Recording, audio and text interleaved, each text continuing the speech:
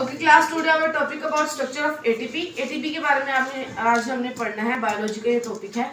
ये एनर्जी है एक, ठीक है। It is main energy source for majority of cellular function.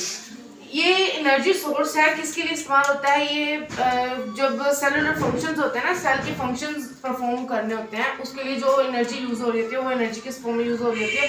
ATP, ठीक है। अब अगर हम एटीपी का देखें कि ये मुखफ़फ़ है किस चीज़ का, वो मैं आपको बताती हूँ। ये है ए से मतलब एडिनोसिन, टी से ट्राई और पी से फॉस्फेट, ठीक है। एडिनोसिन ट्राई फॉस्फेट, एटीपी का मतलब है एडिनोसिन ट्राई फॉस्फेट। अब ये किस किस फंक्शन में यूज होती है ये मैं आप लोगों को बताती हूँ। सिंथेसिस ऑफ मैक्रोमोलिक्यूल्स, ठीक है। जो बड़े मॉलिक्यूल्स होते हैं उनकी सिंथेसिस में, मतलब उनको बनाने के लिए यूज होते हैं। उनमें आएगा आपके पास डीएनए, आरएनए और प्रोटीन, ठीक है। ये तीन बड़े मॉलिक्यूल्स हैं। एग्जांपल के तौर पे आप इनको ले सकते हो।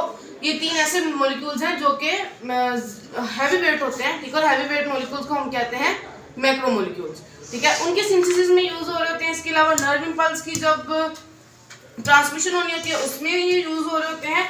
और जो ऑर्गेनेलिज मूवमेंट कर रहे होते हैं, ठीक है, उनकी मूवमेंट के लिए, जो ऑर्गेनेलिज को मूवमेंट के लिए जब एनर्जी की जरूरत होती है, वो एनर्जी हमें कौन प्रोवाइड कर रहा होता है? किस शक्ल में हमारे पास मिल रही होती है? एटीपी की शक्ल में, ठीक है।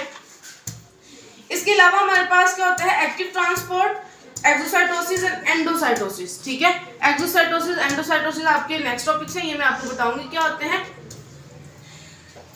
अब अगर हम इसके स्ट्रक्चर की तरफ आए, ठीक है, अब आपको पता चल गया कि ये एक मेन एनर्जी सोर्स है सेलुलर फंक्शंस के लिए। फंक्शन कौन कौन से, वो मैंने आपको बताया कि मैक्रोमोल्स की सिंथेसिस के लिए, मूवमेंट के लिए, ट्रांसमिशन ऑफ नर्व इंपल्स के लिए, एक्टिव ट्रांसपोर्ट के लिए, ठीक है, एंडोसाइटोसिस और एक्सोसाइटोसिस के लिए, ठीक है। ये सारे फंक्शन किसकी मदद से परफॉर्म हो रहे होते हैं? एटीपी की मदद से। क्लियर? नेक्स्ट अगर हम इसके स्ट्रक्चर की तरफ देखें तो इसके स्ट्रक्चर में हमारे पास 3 सब यूनिट्स होंगे, ठीक है। कितने सब यूनिट्स होंगे? 3, 1, 2 एंड 3। पहला हमारे पास क्या है? Ribose sugar. Ribose sugar, ribose sugar में हमारे पास क्या है? 5 कार्बन शुगर है। 5 कार्बन शुगर, ये 5 कॉर्नर्स वाली होती है, तो इसके हर कॉर्नर पे एक कार्बन होता है, ठीक है। इस वजह से इसको क्या कहते हैं? राइबोज। और राइबोज में क्या है? 5 कार्बन शुगर। इसके बाद इसका जो सेकंड पार्ट है वो है नाइट्रोजनस बेस, उसको क्या कहते हैं? एडनीन। नाइट्रोजनस बेस क्या है हमारे पास? एडनीन। 3 phosphate group in a linear chain, 3 हमारे पास फॉस्फेट ग्रुप्स होंगे और किस तरह वो अरेंज होंगे? लीनियर चेन में। लीनियर का मतलब होता है सीधी चेन, ठीक है। हमारा